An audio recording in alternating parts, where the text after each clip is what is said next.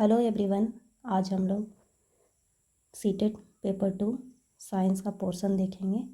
ये जो क्वेश्चन है ये 2018 का पेपर का है। तो आइए देखते हैं हम लोग इस 18 वाले ईयर में कौन कौन सा क्वेश्चन साइंस पोर्शन से आया था। तो फर्स्ट क्वेश्चन है 61। The longest snakes found in the world are vipers, anacondas, boas, reticulated pythons. तो इसमें आपका हो जाएगा 61 का रेटिकुलेटेड पैथर्न्स। ये सबसे लॉन्गेस्ट स्नेक है वर्ल्ड का।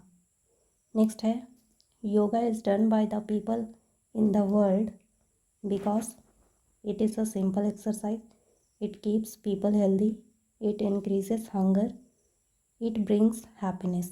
तो इसका हो जाएगा second, it keeps people healthy. Next है the vaccine for smallpox was discovered by Ronald Ross, Robert Koch, Edward Jenner, Alexander Fleming. तो इसका हो जाएगा एडवर्ड जेनर।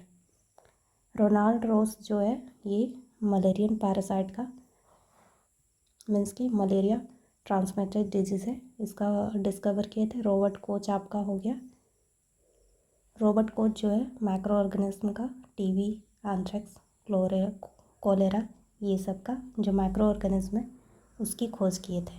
फिर आपका एडवर्ड जेनर जो है वैक्सीन फॉर स्मॉल पॉक्स के लिए, और अलेक्जेंडर फ्लेमिंग जो है पेनिसिलिन का खोज किए हैं। तो आप ये नोट भी कर सकते हैं। Which one of the following is used as preservatives? Copper sulphate, sodium benzoate, aluminium sulphate, sodium chloride. तो इसमें आपका प्रिजर्वेटिव के रूप में sodium chloride and benzoate, sodium chloride and benzoate, sodium benzoate ये दोनों ऑप्शन होना चाहिए, लेकिन इस ये 464 कन्फ्यूजन है मुझे।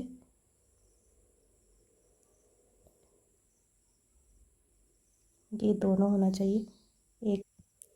तो ये 64 का जो है इसमें करेक्ट आंसर होगा सोडियम बेंजोइट। ये मुझे कन्फ्यूजन पता नहीं कैसे क्रिएट हो गया, इसका आंसर होगा sodium benzoate. Yeast is used for production of alcohol, curd, sugar, common salt. तो इसमें होगा अल्कोहल, फर्मेंटेशन के लिए यूज़ किया जाता है, तो इसमें अल्कोहल होगा। Mitochondria, ATP, ribosome. माइटोकॉन्ड्रिया में एटीपी मीन्स की एनर्जी बनता है, तो राइबोसोम में क्या बनता है? Carbohydrate, fat, protein, vitamin. तो इसमें हो जाएगा आपका प्रोटीन। नेक्स्ट है if the frequency of a simple pendulum is 2 hertz, how many oscillations will it complete in 16 seconds? तो इस क्वेश्चन में आपको 16 इंटू 2 करेंगे तो आपका आ जाएगा 32। तो इसका आंसर हो जाएगा 32। विच one of the following metals Burns if kept in air? Sodium, magnesium, zinc, aluminium. तो खुले में रखने से कौन सा मेटल जो है जल जाता है? तो सोडियम। इसको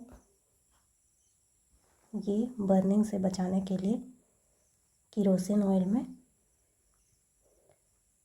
रखा जाता है।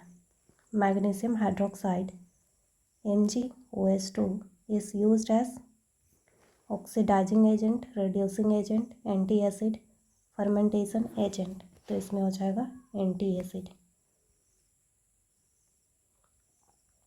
Which one of the following gases burns with pop sound? Oxygen, hydrogen, nitrogen oxide, sulphur oxide, dioxide. Nitrogen dioxide, sulphur dioxide. Pop sound की आवाज़ के साथ हाइड्रोजन गैस जलता है। Which of the following is are example of non contact force? ये question जो है आपका गलत दिया है। कंडक्टिंग बॉडी वो है ग्रेविटेशनल फोर्स भी, ये नॉन कॉन्टैक्ट फोर्स है। और आपका मैग्नेटिक फोर्स भी नॉन कांटेक्ट फोर्स है, लेकिन 1 और 2 दिया है, तो ये भी ऑप्शन नहीं होगा, ये भी ऑप्शन नहीं होगा, ये दोनों ऑप्शन होगा। तो यहाँ देना चाहिए था 1 एंड 3, बट यहाँ पे 1 2। तो ये क्वेश्चन में सबको मार्क्स मिलना चाहिए इस टाइप के क्वेश्चन में, लेकिन अब देखिए क्या देता है, क्या होता है। अब देखिए क्या, ये तो क्वेश्चन मिला होगा सबको मार्क्स एग्जाम में, क्योंकि ये क्वेश्चन ही मीन्स कि इसका ऑप्शन ही गलत था। नेक्स्ट है, diabetes is controlled by hormone, thyroxine, adrenaline, insulin, thyroxine. तो इसमें हो जाएगा इंसुलिन जो है डायबिटीज़ को कंट्रोल करता है। नेक्स्ट है, which one of the following is not a product of petroleum, kerosene, CNG, paraffin wax, bitumen. तो इसमें केरोसिन ऑयल भी आपका पेट्रोलियम ही है, पैराफिन वैक्स भी है, बिटुमिन, ये तीनों जो है आपका ये पेट्रोलियम के ही अलग अलग रूप है। तो इसका जो आंसर हो जाएगा आपका ये CNG है, नॉट में CNG आ जाएगा, ये CNG नहीं है पेट्रोलियम का।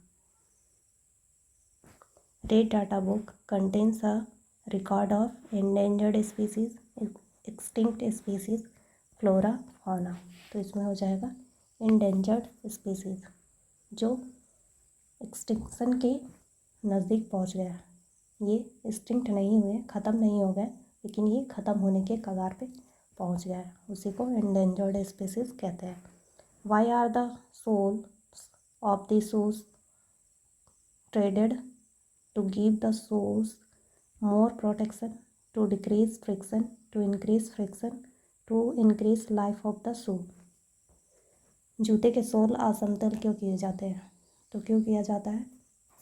तो हम लोग देख चुके हैं कि फ्रिक्शन को इंक्रीज करने के लिए, ताकि वो फिसले ना। Sarika took distilled water in a bottle and try to find whether it conducts electricity or not. What is the likely to find? Distil water कैसा है? कंडक्टिंग, इलेक्ट्रिसिटी का कंडक्टर है या फिर इंसुलेटर है या फिर पुअर कंडक्टर है? ये हम लोग पढ़ चुके हैं, तो ये है it is poor conductor of electricity. Which one of the following statement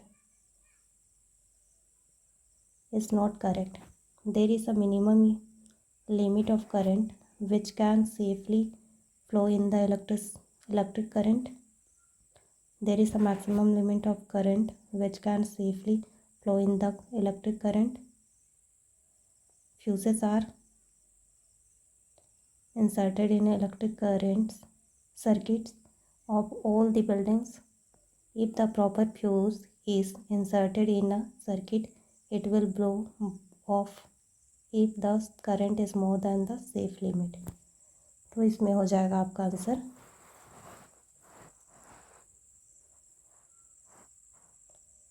1 हो जाएगा। There is a minimum limit of current which can safely flow in the electric current. Next है, which one of the following places is most likely to be affected by a cyclone. सबसे affected place, cyclone से affected area या फिर place कौन सा है? तो इसमें पोरबंदर, पुरी, मुंबई, गोवा। तो इसमें हो जाएगा आपका पुरी। नेक्स्ट है, the change in seasons on the earth occurs because the axis of rotation of the earth is perpendicular to the plane of its orbit. The axis of rotation of the earth is tilted with respect to the plane of its orbit. The distance between the earth and sun is not constant. The axis of rotation of the earth is parallel to the plane of its orbit। ये हम लोग कल ही परसों देख चुके हैं, 2 दिन पहले। तो इसमें क्या होगा? सेकेंड नंबर, सीजन चेंज होता है due to tilt axis rotation of earth. Next है, देयर आर 2 कॉलम्स, कॉलम 1 और column A and column B. तो कैनोपी हो जाएगा आपका ये branches of tall tree. Decomposer हो जाएगा आपका dead and plant of animal tissues. Humus हो जाएगा आपका, एक मिनट, ये ह्यूमस में आ जाएगा आपका dead plants and animal tissue. Decomposer में हो जाएगा आपका माइक्रो ऑर्गेनिज्म एंड पोर्क्यूपाइन में हो जाएगा वाइल्ड एनिमल। तो ये देखिए कहाँ है, ए का 4, 2 का 3, सी का 1, तो ये हो जाएगा आपका 4। नेक्स्ट है why is formative assessment important in science. It is, ये पेडागोगी से है। It is formative assessment important, sorry, it is easy to conduct. It helps in developing scientific temper in students. It is diagnostic. It helps in better understanding of science. तो ये formative assessment में क्या होता है कि हम लोग बताते जाते हैं और अगर गलती होता है तो उसको हम लोग सुधार करते जाते हैं। तो ये एक प्रकार का डायग्नोस्टिक असेसमेंट होता है। नेक्स्ट है why are science fairs organised in schools to prepare students for higher education in science, to help the students to score higher in their examination, no, to nurture creativity and experimentation in science among the students। ये हो सकता है to evaluate student on the basis of their performance, no, ये higher education के लिए, ये नहीं, third सबसे सुटेबल आंसर है। नेक्स्ट है as a teacher which one of the following do you find most appropriate for scientific approach to teaching? Clarify the students about the concept in the class, show the use of technology for teaching concept, give projects to the student, ask the students to perform activities related to the concept। सबसे best answer ये है क्योंकि इसमें student participate कर रहे हैं activity को करने के लिए। According to NCF 2005, good science education is true to life. What does this mean? Science should prepare the child to the world of work, no. Science should be able to engage the child meaningfully. Science should enable the child in learning the process of acquiring scientific knowledge. Science should be help in the living easy life।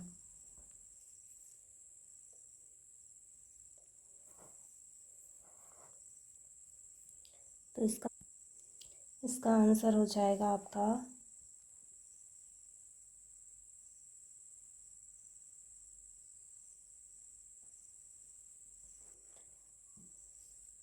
1। Science should prepare the child to the world of work, ये हो जाएगा। Next है which one of the following is not a quality of scientific attitude? Open mindedness, curiosity to learn more, objectivity in approach to problems, hard work. तो इसमें हो जाएगा आपका third number.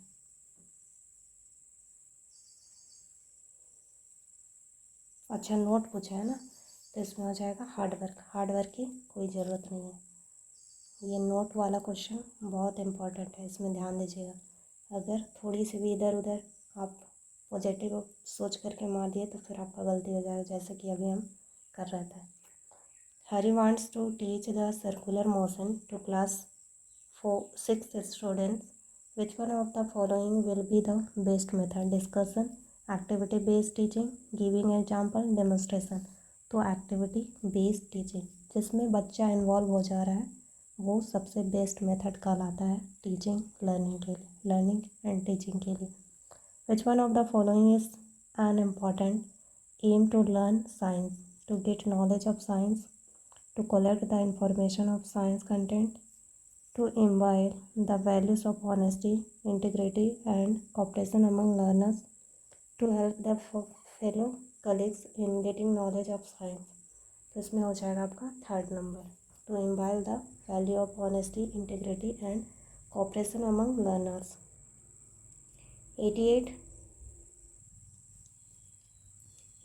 का the continuous and comprehensive evaluation in science means summative and formative assessment, more frequent test and examination, routine activities and exercise to assess learning, evaluation of all aspects of science. तो इसका जो हो जाएगा 1 भी सही है, लेकिन सबसे सुटेबल आंसर जो है evaluation of all aspects of science. Which one of the following is not a step of problem solving approach. Problem solving approach में कौन सा स्टेप नहीं है. Visualising the situation, attempt to solve, drawing, calculation, observation.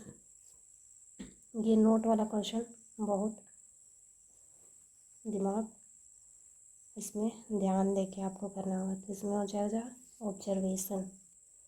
Which one of the following is a step of analogy strategy in science. Map, similarities, presentation. इसमें पूछ रहा है कि एनालॉजी स्ट्रेटेजी इन साइंस में स्टेप्स कौन सा है. Presentation of abstraction, interlinking concept, application. तो इसमें हो जाएगा आपका 1. तो इस प्रकार से हम लोग साइंस का सारे क्वेश्चन कर लिए हैं. आप लोग देखिए कि आप लोग का नोट से कितना हेल्पफुल हो रहा है या फिर नहीं हो रहा है, और फिर आप लोग कितने क्वेश्चन कर पा रहे हो ये भी आप लोग देखिए. 15 क्वेश्चन एनसीईआरटी बुक से रहता है और 15 क्वेश्चन आपका पेडागोगी से रहता है. ठीक है, आप लोग इस प्रकार से करते रहिए और देखते रहिए. ये 2018 का प्रीवियस ईयर क्वेश्चन है, PYQ. ये तो आप लोग देख सकते हैं पूरा मैथ, पेडागोगी, RCDP वगैरह. फिर आपका हिंदी इंग्लिश जो भी लैंग्वेज पेपर रहेगा वो. तो इस प्रकार से आप लोग एनसीईआरटी जो मैंने करवाया है वो भी करते रहिए, और इधर मैं MCQs करवा रही हूँ PYQ, वो भी आप देखते रहिए. तो आपको पता चल जाएगा कि किस प्रकार से क्वेश्चन अराइज किया जाता है क्वेश्चन मतलब चैप्टर से. तो आपको हेल्पफुल लगेगा तो आप लोग चैनल को शेयर, सब्सक्राइब और लाइक कीजिएगा. धन्यवाद.